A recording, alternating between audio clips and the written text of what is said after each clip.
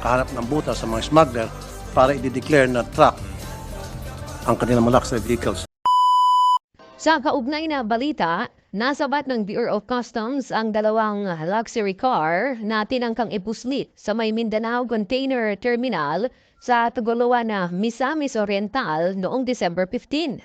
Base sa impormasyong ibinigay ng BOC, ang dalawang mamahaling sasakyan ay idiniklarang replacement part ng truck na mula sa South Korea na nasa ilalim ng M. Aguila Car Trading. Pero base sa intelligence na natanggap ng BOC na pag-alaman na naglalaman pala ang shipment ng dalawang unit ng Porsche na tinatayang may halagang 30 million pesos. Nag-issue na ng warrant seizure and detention ang BOC laban sa naturang shipment bunsod ng paglabag sa Customs Modernization and Tariff Act. Tingnan niyo po sa inyong mga entries. Ang daming pumapasok na declared as Toyota Tacoma or pick-up truck.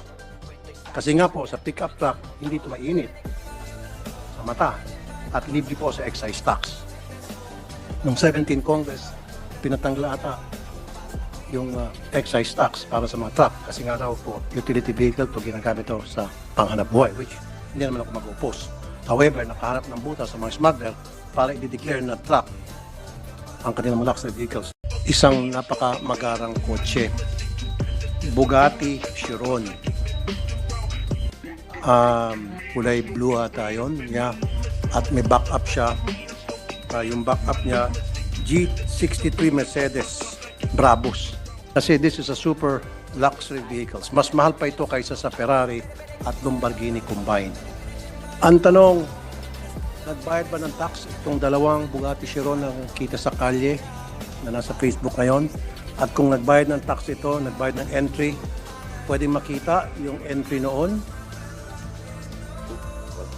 There is no record of either vehicle, Your Honor. 2023, walang record. Wala talaga. So therefore, ibig sabihin, ito po ay nakalusot. It's either misdeclaration or swing. Alin kaya doon? So there is a failure of intelligence dito. A clear failure of intelligence. Magkano bang intel funds ng Bureau of Customs?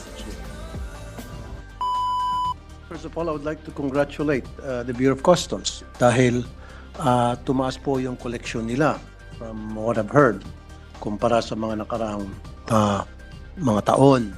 So meron talagang pagbabago.